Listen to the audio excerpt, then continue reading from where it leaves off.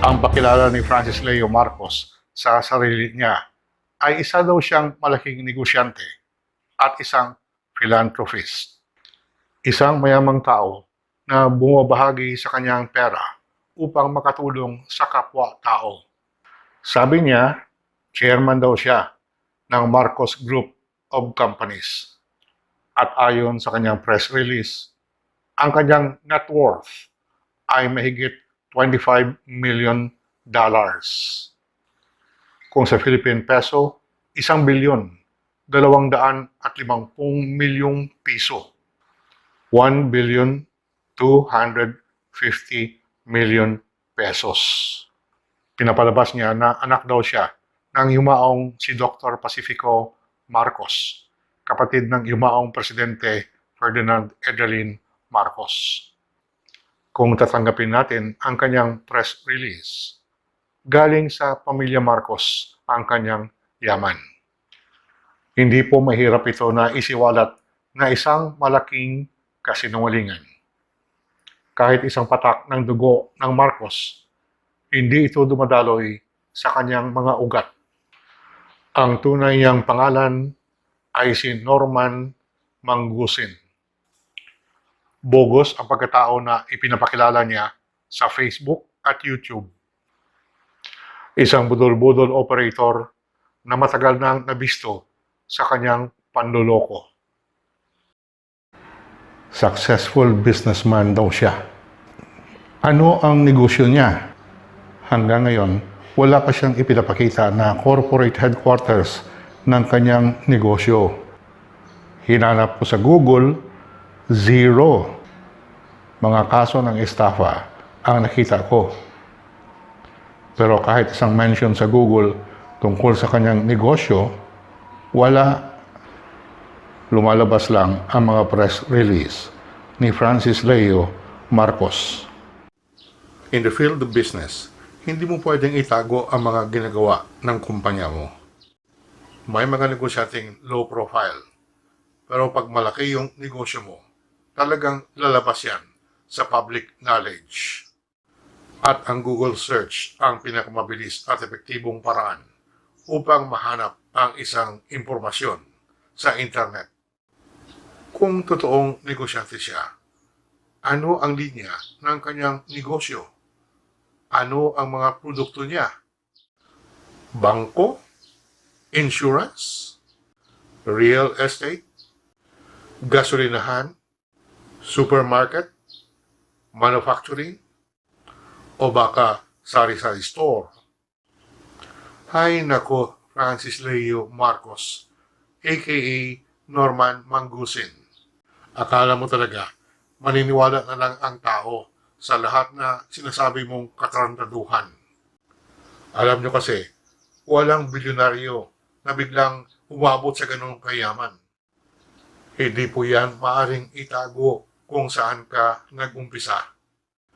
Bigyan ko kayo ng halimbawa ng isang totoong bilyonaryo, ang kaibigan kong si Edgar Sia II o mas kilalang si Injap. Alam ng lahat na si Injap ang nag-umpisa ng Mang Inasal, founder ng Mang Inasal. Kahit sa lugar sa Pilipinas may Mang Inasal, di po ba? At marami sa atin na mahilig kumain sa Mang Inasal. Nag-umpisa yan sa Iloilo, 17 taon na ang nakaraan. Dahil napakasarap ng chicken barbecue ng Mang Inasal, hindi tumagal at dumami ang mga branches nito. Mula sa isang maliit na fast food sa Iloilo, lumaki ito at naging major competitor ng Jollibee at McDonald's. It became so popular that Jollibee decided to buy the company.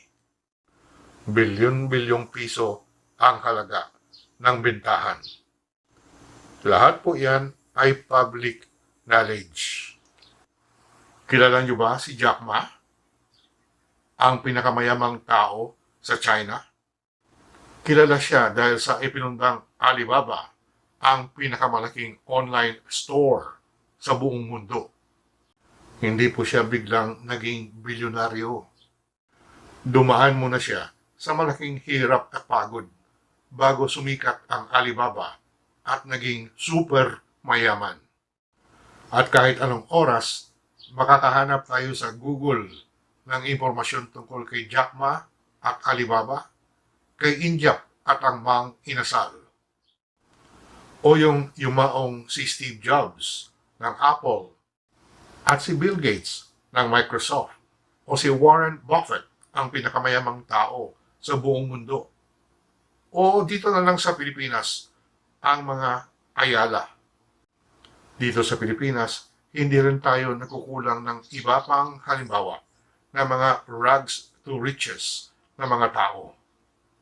Si Henry C., si John Gokong Wei, si Lucio Tan, ang tinatawag na Taipans in Philippine Business and Industry. Ang mga buhay nila, ang mga negosyo nila, kung paano nila ito inumpisan at pinalago. Nandyan lahat yan sa Google. Kaya dapat matanong natin, ano ba ang kwento ni Francis Leo Marcos? Sa tagal ko na sa mundong ito, naging 61 years old ako 5 days ago, ngayon ko palang narinig ang pangalan na Francis Leo Marcos.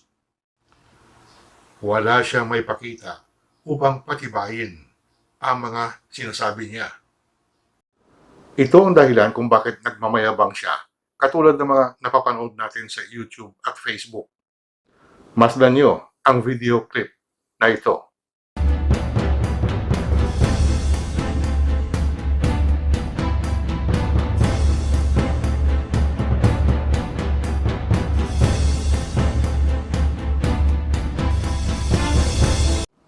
Napansin niyo ba ang mga galaw ng kanyang mga kamay? Didi-display niya ang kanyang gintong relo, pulseras, at mga singsing na may malalaking bato. Hindi po yan simpleng pagyayabang. Ang tawag dyan ay managing the public's perception. Gusto niyang itanim sa utak ng mga tao na talagang sobra ang yaman niya. Parang hypnosis yan para sa mga tanga at bobo. He is manipulating the minds of people who are stupid and dumb. Inaatake niya ang subconscious mind ng mga tao na maaari din silang magkaroon ng ganung yaman kung sumunod sila kay Francis Leo Marcos. Pinapaasa niya ang mga bobo at tanga na maaari din silang yumaman katulad niya kung sumunod sila sa lahat na sinasabi niya. Kaya marami ang naniwala sa kanya. At kahit 1 kilo lang na bigas ang binibigay, naniniwala ang maraming bobo at tanga na tunilada ang binibigay niya. Na mind conditioning na kasi ang mga supporters niya. Gullible pa rin ang maraming Pilipino. Mabilis nilang tinatanggap bilang katotohanan ang napakaliwanag na panloloko.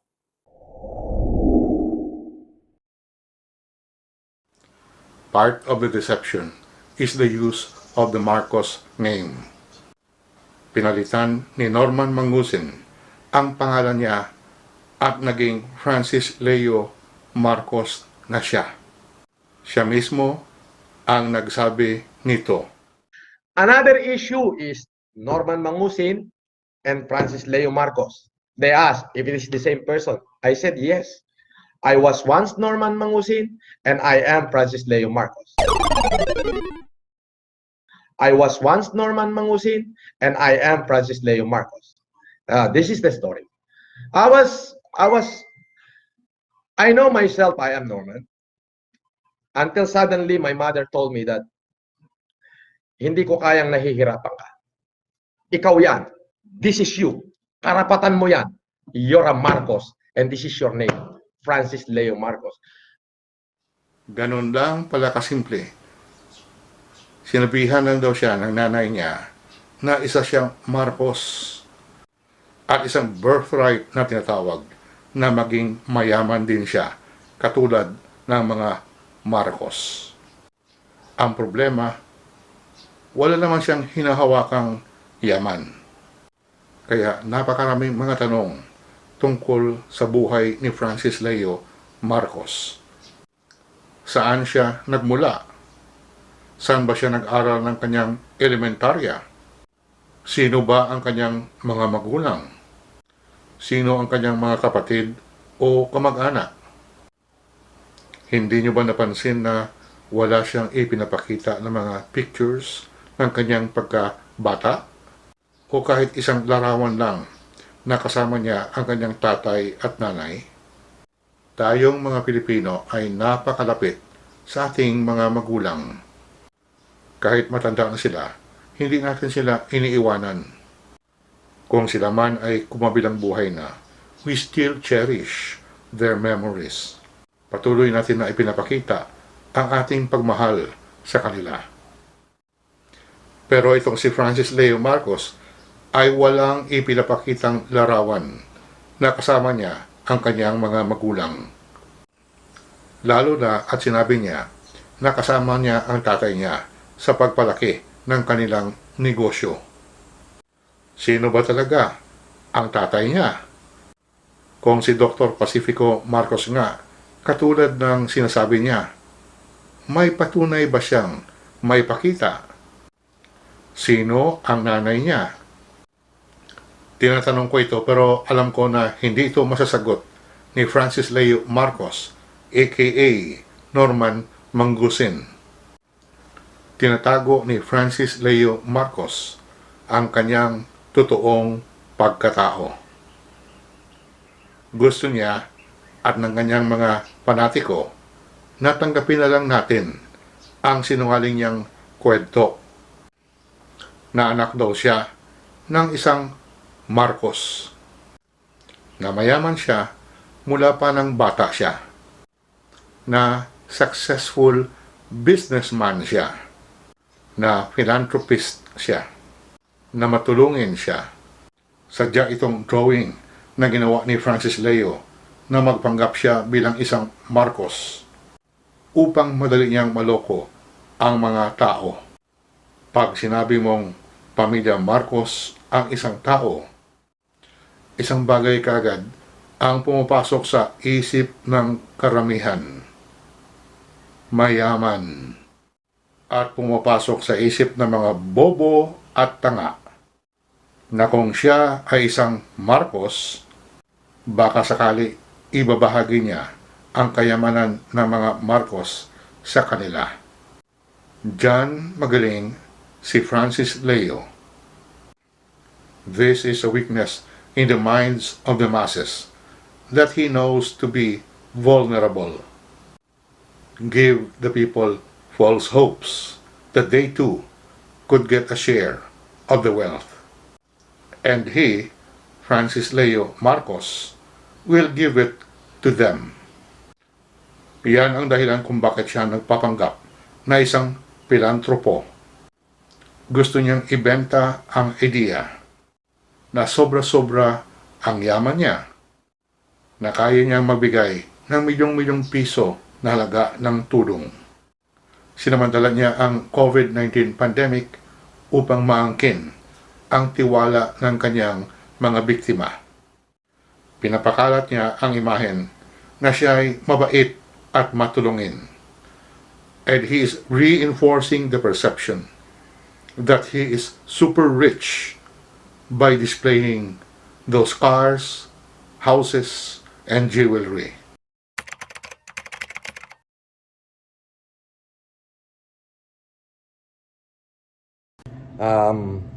Magandang umaga po sa inyo. Alam niyo po, ako po ay nakakaramdam na ng pagod dahil mahigit 1 buwan na po ako nag-humanitarian. Wala naman po akong ibang hinangad kundi ang makatulong sa ating mga kababayan. Ni minsan hindi ko hinangad yon na manakit ng tao. Ngunit ang akin lamang pong pinagtataka ay sa kabila ho ng aking pagtulong ay napakarami ho talagang gusto kong pabagsakin kung ano-ano na ho yung ganyan lang ginagawang pamamaraan para pabagsakin ako. Meron dyan yung kunyari ay kakampi ko, bago'y hindi ko naman ho nakikita at nakakausap, bago'y sasabihin na minaliit ko siya. So hindi ko alam yan. Yan ay mga vlogger. Una-una, respeto ko kay Ate Perlita at saka kay Ate Pinky. Pasensya na po kayo. Pati na rin kay Manong Nonong na yung kanya pong kaluluwa ay sana'y sumalangit nawa po. Pasensya na po. Ayoko po talaga magbigay ng kahit anumang komento. Pero may mga bagay ho na hindi ko na ho kayang dalin ng aking puso. May mga bagay na hindi na ho kaya ng dibdib ko. Apektado rin ho yung mga kapatid ko sa ina at yung ate ko. Apektado ho eh. Unang-una ho, mga kapatid, huwag niyo pong idikit yung pangalan ko kay Senator Amy, kay Bongbong, kay dating Senador Bongbong Marcos at kay First Lady. Huwag niyo pong idikit. Unang-una, wala po silang kinalaman sa aking ginagawa. But for God's sake, meron lang ho akong gustong sagutin. Ito hong matanda na ito. Ang kanyang ginagawang pagtulong sa kapwa-tao. Marami ang naniwala na totoo ang kanyang pagiging philanthropist. Milyong-milyong piso daw ang pinamimigay niya bilang tulong. Tatang, 5 video nyo ho na ginawa ang narinig ko na. Iba't iba na. Uulitin ko, hindi ho milyon lang ang nagagastos ko. Milyon ho talaga. Sobrang laki. Ngayon kung hindi mo pa rin ho nakikita, magpasalamin ka muna. Hindi lang ho maganda, may sinabi ho ito na ang anak daw ho ng Pacifico Edralyn Marcos. Sumalangit nawa po ang kaluluwa ni Ma'am Lloyds. Pasensya na po kayo. Ate Pinky, Perlita, ayoko talaga magsalita ng ganito. But I have to put this on end kasi nasasaktan na ako eh. Kumbaga, ang layunin ko lang naman ay makatulong sa ating mamamayan. Hindi naman ako namumulitika, tahimik naman yung buhay ko. Pati ho yung aking inay nauungkat pa. Ayoko na hong palabasin ang aking ina. Pero kung kinakailangan siya'y lumabas, lalabas ho siya. Ako ho'y napapagod na. Ibinuhos ko na ho yung buhay ko para sa pagtulong sa ating mamamayan. Okay. Sinasabi ho ng matandang ito, ako daw ho yung hustler. Oo, hustler ako sa pagtulong sa kapwa ko. May isa hong coach na sinasabi na ang ginagamit ko daw ho ay pera ni Bernard Chong. Coach, kung sino ka man, ayaw na kitang pangalan. Ano ba pangalan mo? Si Bernard Chong ang may utang sa akin. Kahit pumunta ka sa kanya at magtanong ka. At kapag sinabi niyang siya walang utang sa akin, pag-uuntugin ko kayong dalawa. Okay? Ilalabas ko sa iyo yung mga dokumento na si Bernard Chong pa ang may utang sa akin. So, manahimik ka, Coach Jaren. Okay? Tapusin na natin to, for God's sake. Itong akusasyon ng matandang to, dami ko narinig na ang sasakit na salita na pinagbibitawan ng matandang to, na ako raw ay isang hustler. Hustler ho ako sa pagtulong sa kapwa-tao. Dahil magmula ho nung nagkaisip ako, ng 22 anyos ho ako, wala na ho akong ginawa kundi mag-humanitarian sa sarili kong kakayahan. Ako lamang ho ay nabigyan ng Panginoon na sapat ng kaisipan, masipag na katawan, kaya ho ako'y umunlad ng ganito. Siyempre, kasama na rin ho yung mga ibinigay sa akin. Ngayon, kung sinasabi nyo na 3 lang ang anak ni Pacifico Edralyn Marcos, o sasabihin ko sa iyo 6, pwede ko pa hong pangalanan lahat ng 6. So, kung hindi mo alam, take yung source mo. Yung source mo yung fake.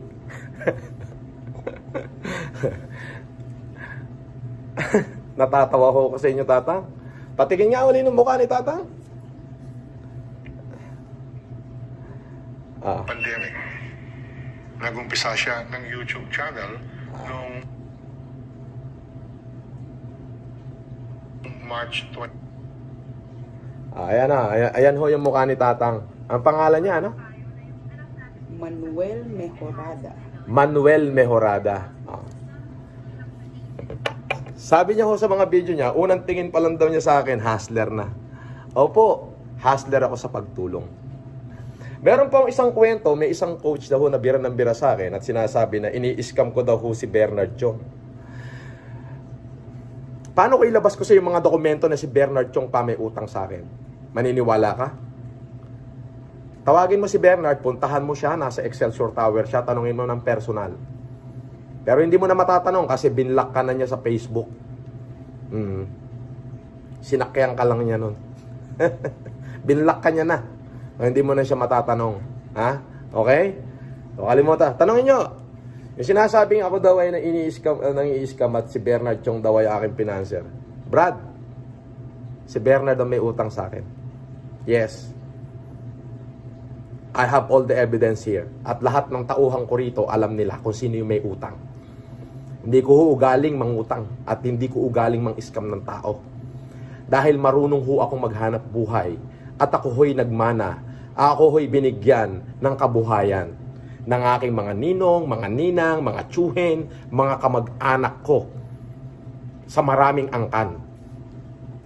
Ngayon yung sinasabi nyo na may source kayo na ang anak ni Pacifico ay 3 lang. Si Mariano, Pinky, Perlita. Mali ho kayo. 5 pa ho ang buhay na anak ni Pacifico Edralyn Marcos. Pero yung anak po niya sa first family niya na sila Tita Lloyds, 2 na lamang po dahil sumakabilang buhay na po si Mariano Marcos II. Si Ate Pinky na lamang po at saka si Ate Perlita ang natitira. Sorry po, hindi ko po ito gustong gawin. Ate Pinky, Ate Perlita, ma'am, pasensya na po. Pero ako lamang po, kaya ako po ginawa tong reaction video na ito dahil labis na ho akong nasasaktan. Marami na ho silang idinadamay. Kung may problema ho kayo sa pagkatao ko, yung nanay ko ho ang tanungin nyo. Pero ang natatandaan ko lang ho sa buhay ko, hindi ako nang hingi ng kahit anong pabor sa pamilya Marcos. Bagkus, wala ho ko sasabihin. Basta bagkus lang. Pasensya na po. Hindi ko po, I don't mean to say this, but Pinky, sorry. Pasensya ka na. Nasasaktan na lang talaga ako eh. Masakit na ho masyado. Pero yun lang ho. Anong pangalan na matanda na yan? Manuel Mejorada. Ito advice ko sa inyo, tatang. Since puro kabastusan yung lumalabas sa bunganga nyo at puro fake news yung pinagsasabi nyo, pangalanan nyo nga kung sino yung nagsabi sa inyo kanyang source nyo na malapit sa pamilya Marcos. Sige na. Pangalanan nyo. Para makilala ko naman. Para masabi ko kung totoo. Kayo naman yung mga ibang basher, dikit kayo ng dikit na pinipilit nyo ko idikit kay Senator, pinidikit nyo kay Bongbong, kay First Lady. Bakit nyo gagawin yun? Unang-una, wala naman ho akong para sa kanila. Di ho ba? Kaya wag nyo na hong idikit. Okay? Yung pangalan ko sa kanila. Kung ako'y Marcos, yun ay gusto ng aking ina. Ngayon, kung nababalitaan nyo ho na may nagsasabi dyan na ako daw ay anak ng Pacifico, etc., ay dapat ho, doon kayo magtanong sa anak ng Pacifico. Wag nyo hong kalampagin, wag nyo nang guluhin yung first family na nananahimik. Nananahimik ko si Senator Marcos, nananahimik si Senator Amy, nananahimik ang unang ginang. Ginugulo nyo. Doon ho kayo mag-complain. Doon sa anak ng Pacifico, dahil napapabalita nga ho na ako daw ay anak ng Pacifico. Balita lang ho yun. Ngayon, masasabi ko kung sino ho ako, nanay ko ho ang gumawa niyan. Hindi ko ho yung kagustuhan. Kaya lang itong matandang ito, hindi ko alam kung gaano kabalasubas itong matandang to. Eto? Ay, hindi ko alam eh. Ang daldal ho nito. Ang source daw niya ay malalapit sa mga Marcos. Pangalanan niyo ho kung sino yung source niyo. I'm sorry to tell this, pero alam nyo, napupuno na rin ako eh. Na tingnan nyo, inaabot ho ko ng umaga para lang mapaglingkuran ko yung mamayang Pilipino. Alam nyo, kung anong oras na. Ayan o, 4:00 na. Bakit ho ako'y gising pa? Eto yung madaling araw na darating para ma-pick up ho itong 200 PPE na ito. Ayan. At yung mga gatas na nandito ngayon. Kaya advice ko sa iyo, tatang, anong pangalan? Manuel Mejorada, yung nalalabing buhay mo, dapat inuukol mo na lang sa paggawa ng kabutihan. Dapat yan inuukol mo nila sa paggawa ng mabuti. Ang tanda-tanda mo na ho, chismoso ka pa. Ay, hindi ka ho mapupunta sa langit niyan. Ha? Ngayon, kung ikaw ay may awa ho sa kaluluwa mo, ay dapat yung edad mo gumawa ka na ho ng mabuti. Tama ho? Fake news ho yung pinagsasabi nyo. Ha? Hindi ho 3 ang anak ng Pasipiko. 6 ho. 5 pa ho yung buhay. Ha? Ngayon, kapag ka pinihilit talaga nyo ako, palalabasin ko ho yung 3 pa. Palalabasin ko ho yung 3, maliban ho kay Ate Pinky at kay Ate Perlita. I'm sorry. I didn't mean to drag your name. I'm sorry. But this man dragged it first. This man, in the name of Manuel Mejorada, drag your name. So ako'y rebuttal ko lang ho ito. Actually, napakarami niya. Ayun. Once again, Ate Pinky, Ate Perlita, alam ko nasa ibang bansa si Ate Perlita. Ate Pinky, sorry. I didn't really mean to drag your name, but this man, in the name of Manuel Mejorada, drag it first. So gagawin ko lang ho ito. Ito na yung first and last na magsasalita ako.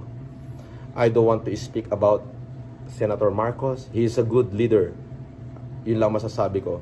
Senator Amy, ayoko magsalita. Ang alam ko lang, you're a good leader too. Yes, you're my inspiration too. First Lady, my respect to you is there. Sorry po, Ate Pinky. Hindi ko po ito gusto mangyari. Pero nasasaktan na ho ako sa pinagsasabi ng matandang to eh. Itong si Manuel Mejorada. Ito, pakita pa nga natin yung mukha nito isang beses pa. Ito. Yan. Nako. Tatang. Bago pa kita kasuhan ng sandamakmak na kasong libelo, itahi mo na yung bunganga mo. Ang advice ko na lang sa'yo, Tang, yung nalalabing buhay mo, ituon mo na lang sa paggawa ng mabuti sa tao.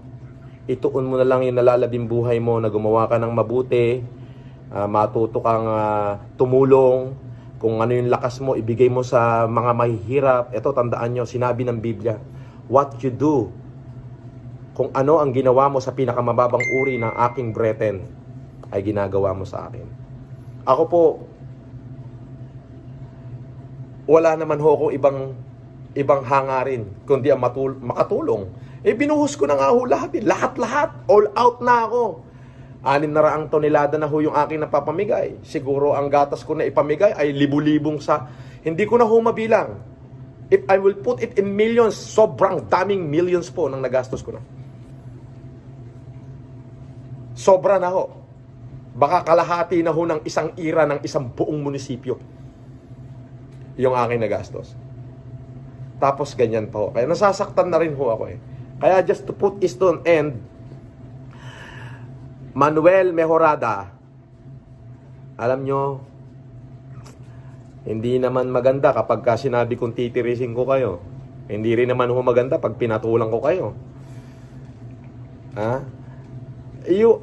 Tinatrial nyo ako by publicity eh. Ha? Bakit di nyo dalhin sa korte yan?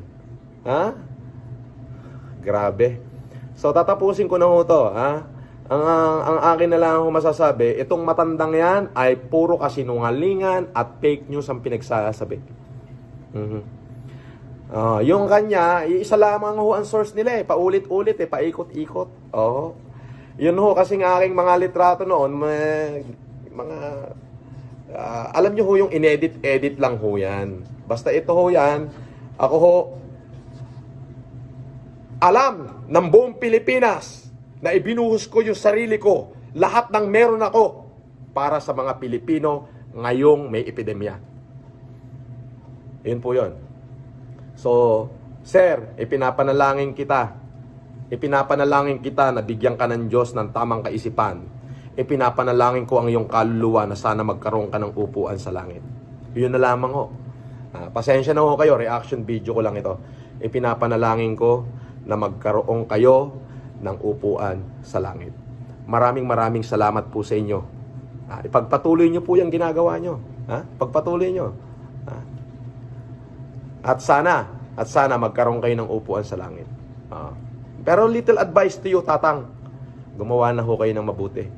Kakapraso na ho yung natitirang buhay sa inyo. Huwag nyo na hong sayangin sa walang katuturan. Baka sa impyerno ho kayo pumunta.